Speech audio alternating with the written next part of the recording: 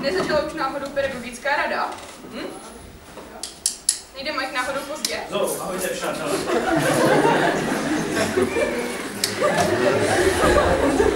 Jestli bychom neměli dát kolegovi Mikeovi pozdní příchod. Tady Láďa se zase na stočitém schodiště a celé se to posouvá. Nevidím v tom žádný systém. Aha, tak to já radši budu měřit hlukovou radiaci.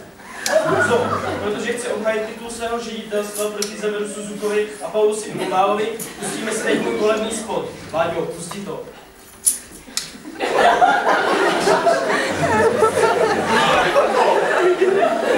Pustit video. No jo, ale jak to dělám? Vám popíšu problematiku úkolu. Musíme vytáhnout data z tohoto počítače, následně je poslat do drátu, to se objeví v projektoru, který to následně prolípne sem, na plátno. Ví někdo, jak to udělat? Pane Hybnere, víte to? Když já s těmi počítači moc neumím, pane kolego. Pane Hybnere, já také ne. Vemu myš, zmáčknu play. Myš, play.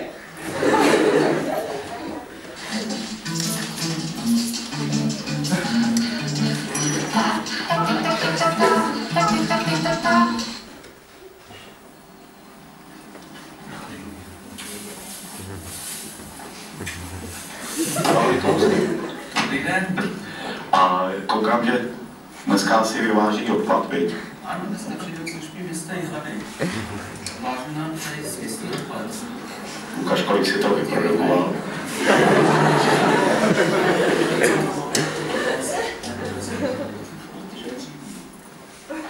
Radnice zavedla tzv. Motivační systém, na základě kterého můžeme šetřit až zhruba 300 korun. A přesto zaplatíme ještě 1000 korun víc. Nešetříme třeba nějaká dvoučká domácnost.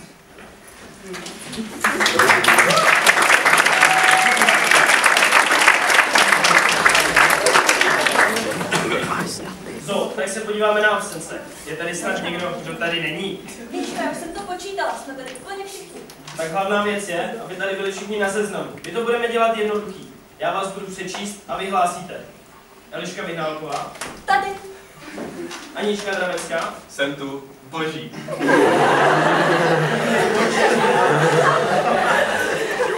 Radka Podloucká. Kež jsou všechny bytosti šťastné.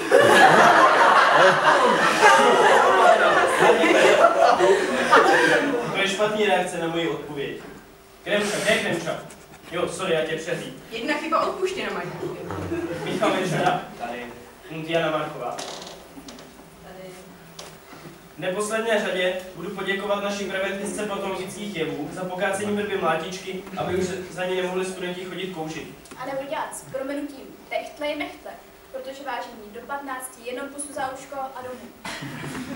A ještě díky profesorce Ambridgeové. Láďo, co jsi mi to tu napsal? Zrovna počítal periodu kvantového oscilátoru a pletl jsem si papíru. Pardon, profesorce Stoholové za zavedení nových technologií při psaní všemi 20. A teď ta hlavná věc. Moja třída, oktáva. Oni prostě nejdou pryč. Míšo, prosím tě, a jak to myslíš? No, oni už mají končit, ale furt jsou tu. Už aj přespávat by tu chtěli. Už mě s tím lezou z krku. Musíme se jich nějak zbavit. To je hrozná situace. Já jsem se už těšila, že budu mít volno a oni sem furt všichni lezou. Všichni, chápete, v maturitním ročníku. Ale přitom z tematiky nic neumějí. Ani sinus a kosinus. Mají samé pětky. Já mám ale nápad. Něco tak geniálního mi nenapadne každý den. My teď na ně prostě ode dneska budeme zlejší a oni odejdou sami. Tak Mončo, máš je první hodinu, dneska nás a buď na ně pro jednou zvlášť. Na ně, stejně bych jim nejradši.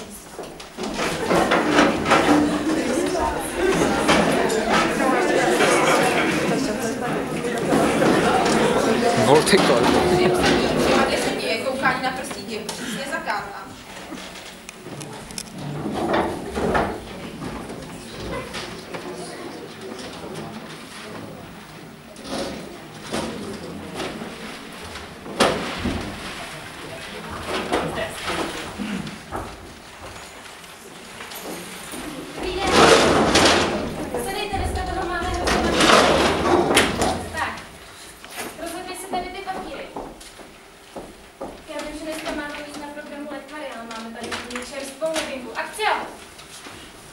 Pan Procházka ho skolil při obraně proti černé magii a věnoval ho nám, bylinkářům. Ježišmarja.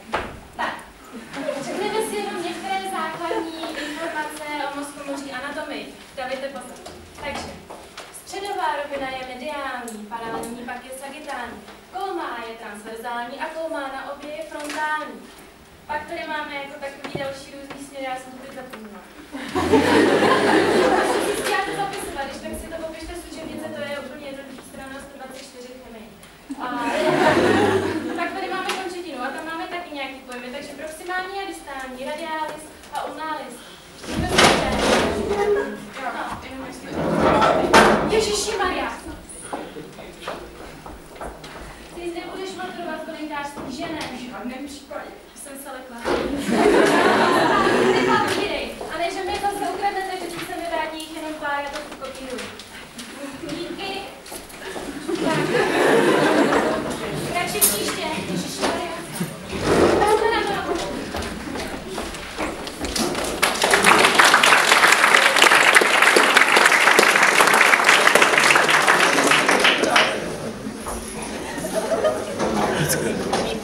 Co tu tady máš, Aničko?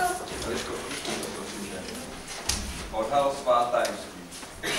Co tam je napsané? Pánové ponožky pro NATO, horolezec Boriš a migrační saldo uctivě zdraví profesorky Draveckou a Vyhnálkovou a žádají je, aby laskavě nestrkali své nosy do cizích záležitostí. Co to má znamenat? Nechtějte, abych na vás začala řvát. No, a Aničko, jak se máš? No, ta moje dcera.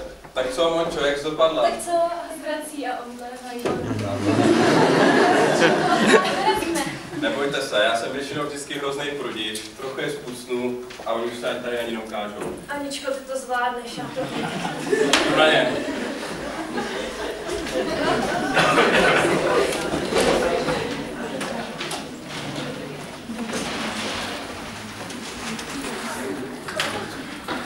Tak, dobrý den, celý den, nevstávejte, už jsme se zdávali v pondělí.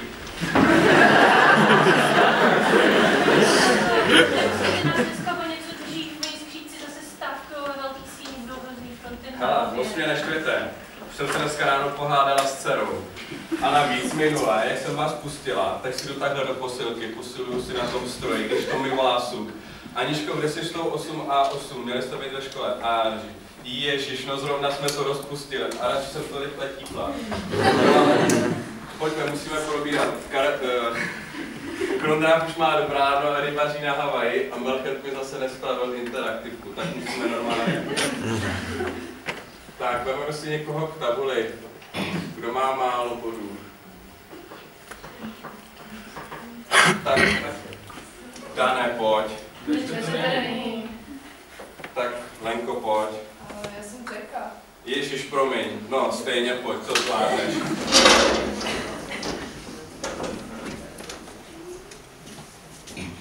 No, vzala jsem to od někať z Petákové, to asi nevíde moc hezky.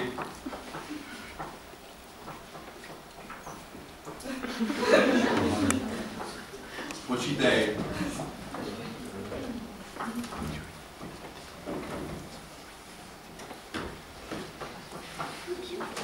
Je to vyšlo. Super, píšu si bod, pro Máte tam chybu. Je to možné, kde? Hned v prvním řádku tam je špatně znamenko.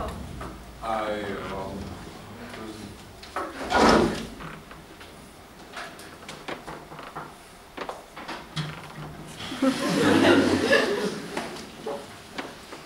No, tak si to rychle opište a já se tak zeptám někoho chytřejšího. Kudla, ty mě moc neštvi. Tímhle jsme to probrali, což znamená, že zítra na to píše.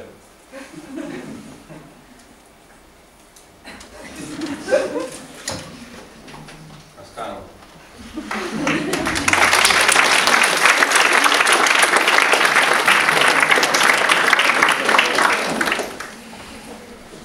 Řekněte všichni, Zaviačič. Ale studenti musíme se rychlovat, takže neustále u sebe. Hádejte, co jsem jim provedla. Normálně, dala jsem jim příklad, dělala jsem, že ho neumím vyřešit. No a oni na to zítra píšou. Boží. Já se ani 8 na maturitní téma. To bylo zase zkoušeno. A já vím, že on má psa, tak mu chci pomoct. A říká, tell me something about your dog. No a on na to, my dog has 4 legs. A já úplně, ty chceš ránu? To já vím taky moc dobře, že pes má 4 nohy. Tak říká, tell me something else. A on na to zase, my dog has 2 ears. A já jsem se už neudržela a říkám, běž si sednout a mark fight. A on z toho takový vyděšený. Ale to já, vás teda všechny průfy. Tak jsme tak včera měli z toho oktávu vzdělák, že? Tak hrajeme ten fanfrpál, že? A najednou říká, holky, je poslední, dneska je poslední letní den, oblečte se a jdeme ven. A víte co? Ono bylo 3. prosince.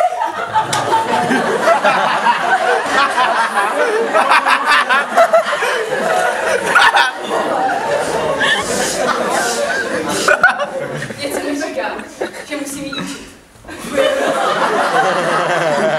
Elementární bytosti dostanu na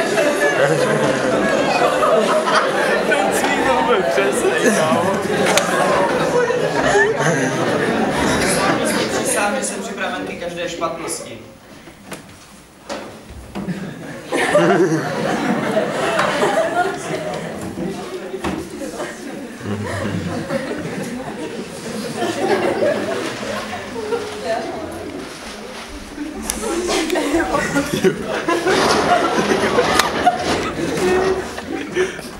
Nepřijde ti to trapný. Dobrý den. Dnes se budeme zabývat proudy energie. Podle nauky Feng Shui. Chápete? Ta energie, ta musí proudit. Ale tady je problém. Tady se mi to zastavilo. Ty musíš pryč, pryč. A ty v zadní lavici ty se zbudni a pojď dopředu. Tak. Tak vidíte, už se zase točí. Tak. Vše je v pořádku. No ale, přinesla jsem vám, kdybyste se nechtěli věnovat mému výkladu. Trochu literatury. Samozřejmě z vlastní knihovny. Máme tu něco o nauce čínské, protože ta je velmi důležitá. Tak ještě další Čína. A Tibet. Tady něco málo o hinduismu. Tady taky. No, a kdyby někoho zajímalo to křesťanství nebo moderní filozofie,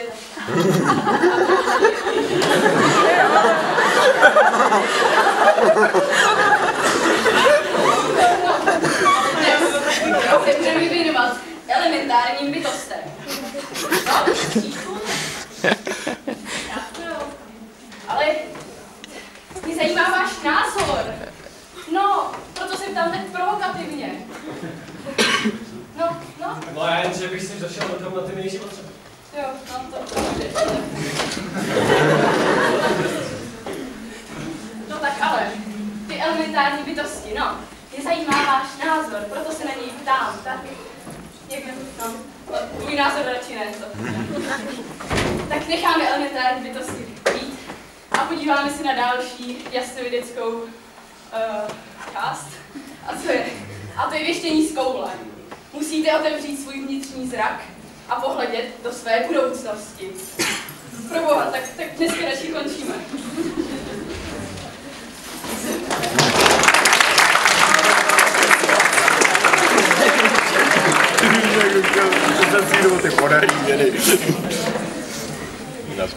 Proboha, oni neodejdou. Jak jako neodejdou? No, prostě věštěcká koule mi řekla, že 8 a 8 z té školy nikdy, ale nikdy nedostaneme. Cože? Já vám ale říkám, s nima to tady nepřežijeme. A tak třeba někdo jiný? No, jednu možnost jsem v té kouli viděla. Radunko, co to znamená? No to přece znamená, že je musíme nechat odmaturovat. Jinak to nepůjde.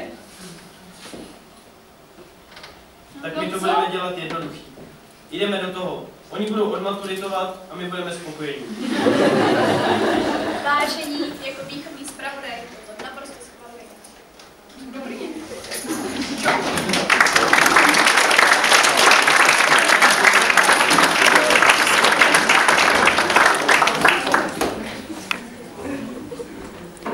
Tak moc